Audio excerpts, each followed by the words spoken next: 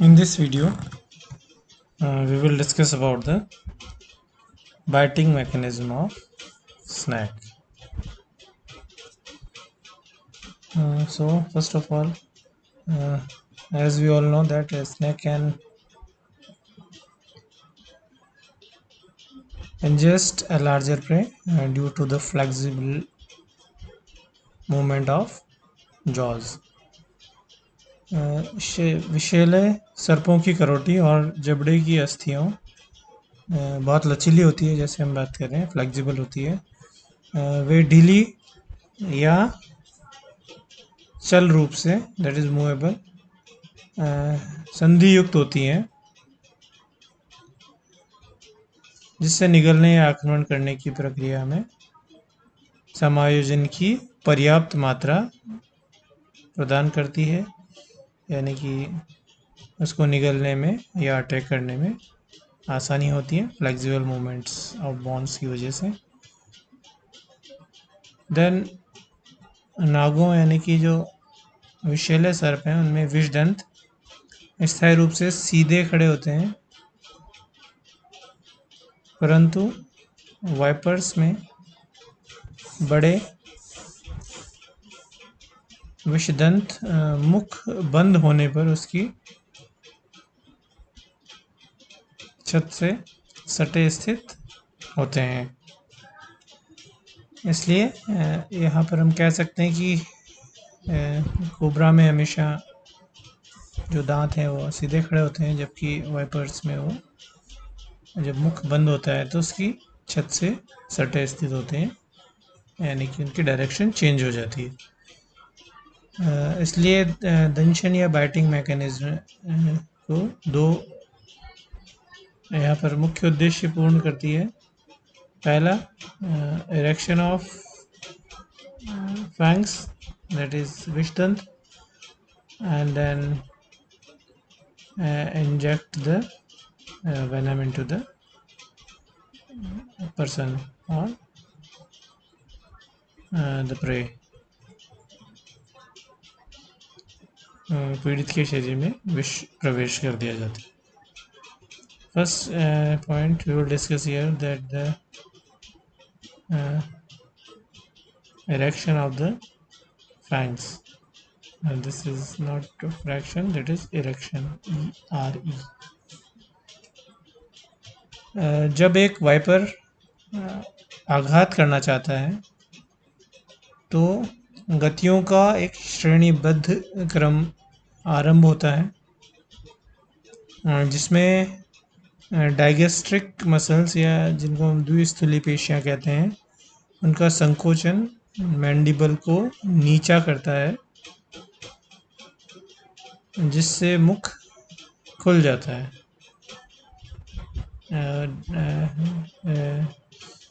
What he has said, that the digastric muscles contraction lowers the mandible and the mouth opens, और quadrat अस्थि का निचला सिरा आगे को हट जाता है। So the movement of quadrate bone is also helpful, जिसके फलस्वरूप टेरिगोइड अस्थि को आगे धक्का लगता है, जिससे स्फिनोटेरिगोइड पेशियों का संकुचन भी हेल्पफुल होता है। टेरिगोइड का आगे की ओर खींचना अनुप्रस्थ या एक्टोटेरिगोइड को ऊपर धकेलता है। So there is a sequence of movements in the bones of the face. Then इससे विष दंतों से युक्त मैक्सिला अस्थि अपनी लैक्रिमल अस्थि के साथ कब्जेदार संधि पर 90 डिग्री घूम जाती है, और इसके परिणाम स्वरूप विषदंत ऊर्ध्वाधर सीधे होकर वार करने की सर्वाधिक प्रभावी स्थिति में आ जाते हैं। So there is a continuous movement of many bones of the skull. So this is the position. ये विश्राम अवस्था में इसकी जो डायरेक्शन है इस तरह की होंगी, और ये मैंडिबल है जिसकी मूवमेंट हो रही है, और ये फैंग है जो कि छत के पैरेलल होता है जब मुख बंद होता है।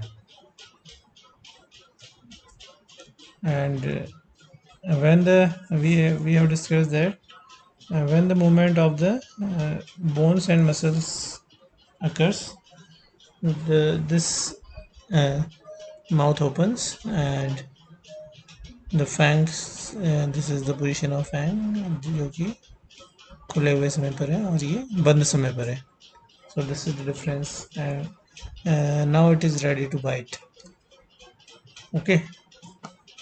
तो यहाँ पर कौन कौन सी मसल्स की मूवमेंट के बारे में हमने बात की है। सबसे पहले हमने बात की डायगेस्ट्रिक मसल्स के कॉन्ट्रैक्शन के बारे में, और डायगेस्ट्रिक मसल्स ये जो मसल्स हैं ये जब कॉन्ट्रैक्शन होता है इसमें जब सिकुड़न होगी तो इससे ये यहाँ पर मैंडिबल नीचे की ओर चला जाता है और मुख खुल जाता है।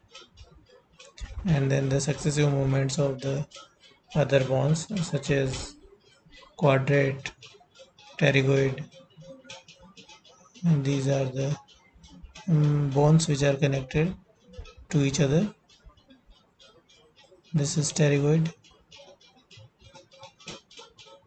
and this is the quadrate bone, then sphenoterygoid and ectoterygoid, this one, and after that the movement of these bones facilitate the biting mechanism, and the fang come in position of biting. Then in the next step, that is injection of venom into the victim, इसके विष साथ साथ विष ग्रंथि के चारों ओर की संकोचक पेशियां, that is constrictor muscles का तनन बलपूर्वक उससे विष को विष नली द्वारा विष दंत की नाल या खांच में धकेल देता है, जिससे विष शिकार के शरीर में इंजेक्ट हो जाता है। जब टेम्पोरल पेशियों के संकोचन से मुख बंद हो जाता है तो उपरोक्त गतियां उलट जाती हैं, जो कि पहले खुलते टाइम होता है उसकी उल्टी मूवमेंट्स होंगी और मुख बंद हो जाता है और विषदंत शिकार में गड़ जाते हैं और मुख में शिकार को खींच लिया जाता है।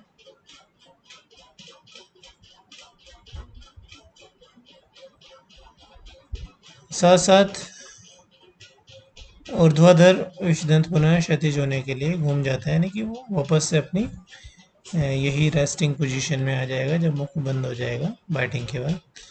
So this is the position at the time of biting and this is the resting position of bones and muscles.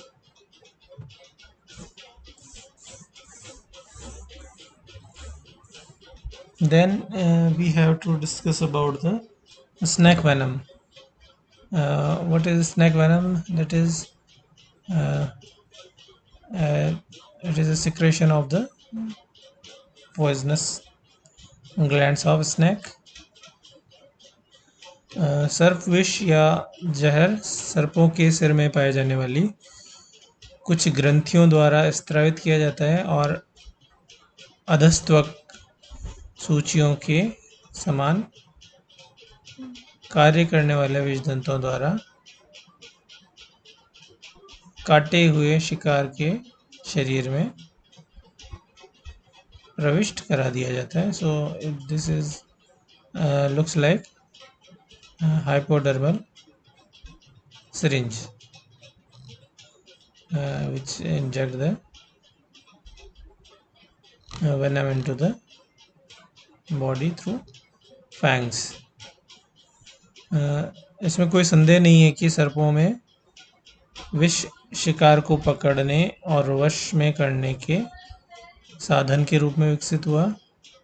So it is helpful in the predation by the snake।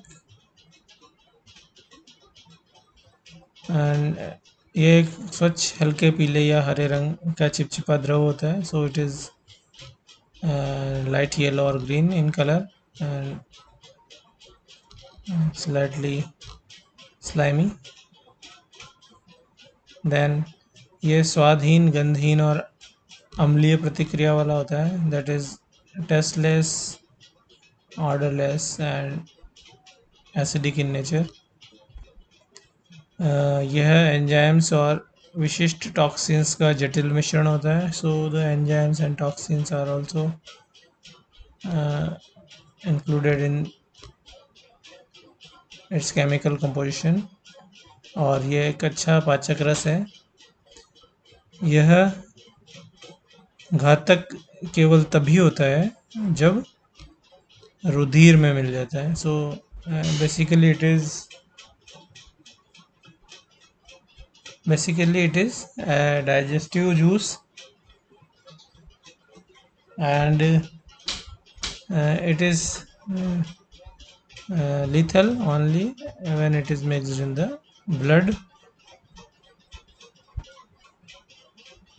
यह निगला जा सकता है और यदि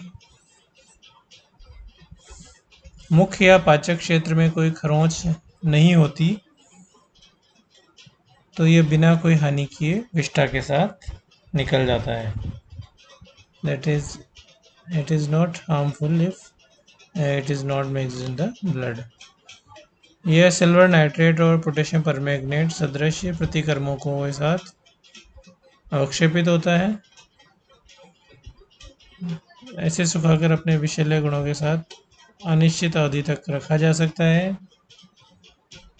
इसे जल, नमक के विलयन या ग्लिसरीन में घोला जा सकता है जब यह समान रूप से विषैला होता है। And so these are the some basic nature of the nature of the snake venom। Then what are the symptoms of snake bite and its effect? So effect of venom यानी कि सर्पदंश के लक्षण या विष का क्या प्रभाव होगा शरीर पर, इसके बारे में बात करते हैं। विभिन्न सर्पों के विष का अपना विशिष्ट प्रभाव होता है।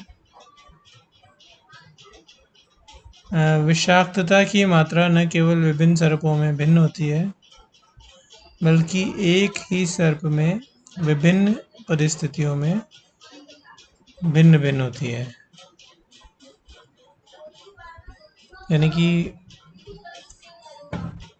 अलग अलग सांपों में विषाक्तता की मात्रा अलग अलग होगी और एक ही सांप में भी अलग अलग समय पर उसमें डिफरेंस हो सकता है। काटा हुआ व्यक्ति प्रविष्ट की हुई विष की मात्रा और उसकी विषाक्तता के आधार पर मर सकता है या पुनः स्वस्थ हो सकता है। सर्प यानी कि काटा हुआ व्यक्ति प्रविष्ट की हुई विष की मात्रा और उसकी विषाक्तता के आधार पर मर सकता है या पुनः स्वस्थ हो सकता है। It depends on the quantity of the poison. Then सर्प विषों को न्यूरोटॉक्सिक यानी कि तंत्री अविषी और रुधिराविषी यानी कि हीमोटॉक्सिक दो श्रेणियों में बांटा जाता है। न्यूरोटॉक्सिन्स एलापिड्स यानी कि नाग या क्रेट के अंदर होता है और समुद्री सर्पों के विशेषता सूचक हैं। वे श्वसन पेशियों के पक्षाघात यानी कि पैरालिसिस और श्वासावरोध यानी कि एस्फाइक्सिएशन द्वारा मृत्यु का कारण बनते हैं। So this is the nature of neurotoxin that cause the paralysis and asphyxiation. Then haemotoxins जो कि वाइपर्स के विशेषता सूचक होते हैं, वे उत्तक क्षय यानी कि नेक्रोसिस और विस्तृत रुधिर स्त्राव यानी कि हेमरेज का कारण होते हैं। So this is the difference between neurotoxins and hemotoxins. Neurotoxins are present in Naja and Crate, and they cause paralysis and asphyxiation.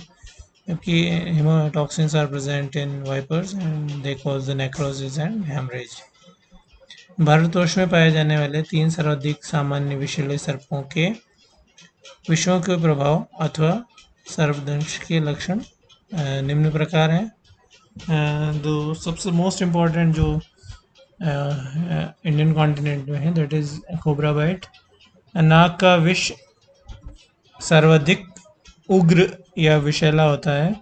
यह तंत्रिका केंद्रों दैट इज न्यूरोटॉक्सिन्स या पेशियों विशेषतः श्वास पेशियों that is asphyxiation we have already discuss about it that is neurotoxins. So it affects brain and the muscles related to respiration. So the paralysis is the result, and then लक्षणों में तीव्र पीड़ा, जलन और काटे हुए भाग में सुन्नता हो जाती है जो नीला सा या काला सा पड़ जाता है, यानी कि जो जहाँ पर पॉइजन स्नेक बाइट हुआ है वो भाग नीला या काला पड़ जाता है, वहाँ पर पीड़ा होगी, जलन होगी। और पीड़ित व्यक्ति को चक्कर आने, टांगों में दुर्बलता, नाड़ी की दर का उच्च होना यानी कि पल्स रेट बढ़ जाना, स्पीचलेसनेस यानी कि बोल नहीं पाता है, और लार तथा पलकों का गिरना, that is also an important character, लार गिरना, पलकों का गिरना, तारा यानी कि प्यूपिल का संकोचन, वॉमिटिंग दैट इज़ उल्टी वमन, और कष्ट श्वास यानी कि लेबर्ड ब्रीदिंग यानी कि सांस लेने में कठिनाई की शिकायत होती है, और श्वासावरोध यानी कि एस्फेक्सिया और हार्ट की सक्रियता की विफलता से कुछ घंटों में मृत्यु हो जाती है। So this is about cobra bite. And स्वर्गीय प्रोफेसर के एन बहल ने नाग की शाखा को कोब्रा शब्द से समझाया। उन्होंने बताया कि नाग सर्प विष से स्पाइनल कोड यानी कि CO दैट इज CO और मस्तिष्क या ब्रेन यानी कि BR है ब्रा प्रभावित होते हैं। को ब्रा यानी कि कॉर्ड और ब्रेन प्रभावित होते हैं। रुधिर का आतंचन यानी कि coagulation of blood that is COB कम हो जाता है, रिड्यूस हो जाता है, COBR coagulation of blood reduce हो जाता है, जिससे घाव से घंटों रुधिर बहता है, और श्वासावरोध यानी कि एस्फैक्सिया A से मृत्यु हो जाती है क्योंकि मस्तिष्क के श्वसन केंद्र नष्ट हो जाते हैं। So we can also understand this by this cobra cord and brain, and then coagulation of blood is reduced and which results in asphyxia which cause the death. So this is about cobra bite. Then crate bite. What about the crate bite is that करेत सर्वाधिक साधारणतया पाए जाते हैं और भयंकर रूप से विषैले होते हैं क्योंकि उनके काटने से विष की बहुत अधिक मात्रा नाग से लगभग 3 गुना इंजेक्ट होती है। लक्षण नाग के काटने के बहुत समान होते हैं क्योंकि ये भी न्यूरोटॉक्सिन होता है, लेकिन पीड़ित व्यक्ति आंतरिक रुधिरस्राव दैट इज ब्लीडिंग के कारण, इंटरनल ब्लीडिंग के कारण असहाय उदर पीड़ा होता है, और RBC का नाश या रुधिर लेन दैट इज हेमोलाइसिस, और धड़ तथा भुजाओं का पक्षाघात होता है यानी कि पैरालिसिस होता है। सो इसके बाद 6 से 24 घंटे के अंदर मृत्यु हो जाती है। सो बोथ नाग cobra bite and krait bite are neurotoxin, so they can cause the paralysis and death, so they are neurotoxin. But the viper bite that is viper का विष मुख्यतया रुधिरा विष होता है, हीमोटॉक्सिन होता है, as we have discussed here that it cause necrosis and bleeding. जो परिसंचरण और तंत्रिका तंत्र को अधिक तीव्रता से प्रभावित करता है। और इसके लक्षणों में जो है वो दो मुख्य लक्षण यहाँ पर जो है हेमोटॉक्सिन के, वो है नेक्रोसिस और विस्तृत रुधिर स्राव, जिसके कारण की मृत्यु हो जाती है। इसमें काटे हुए भाग पर वही पीड़ा और डिस्कलरेशन होता है। अत्यधिक उत्तक विनाश या नेक्रोसिस होगा और प्राय एम्पुटेशन करना पड़ता है। अगर विष को आगे फैलने से रोकना है तो एम्पुटेशन करना होगा, यानी कि अंग छेदन करना होता है। वही नेत्रों के तारे फैल जाते हैं, pupils are dilated and pulse rate also increase in viper bite. Then vomiting होता है और व्यक्ति अनकॉन्शियस हो जाता है। वसो मोटर सेंटर्स के पैरालिसिस और प्रचुर हेमरेज यानी कि ब्लीडिंग के कारण व्यक्ति की मृत्यु हो सकती है। So this is all about the snake venom and its effects. So in this video we have discussed about the biting mechanism and snake's venom. Thank you very much.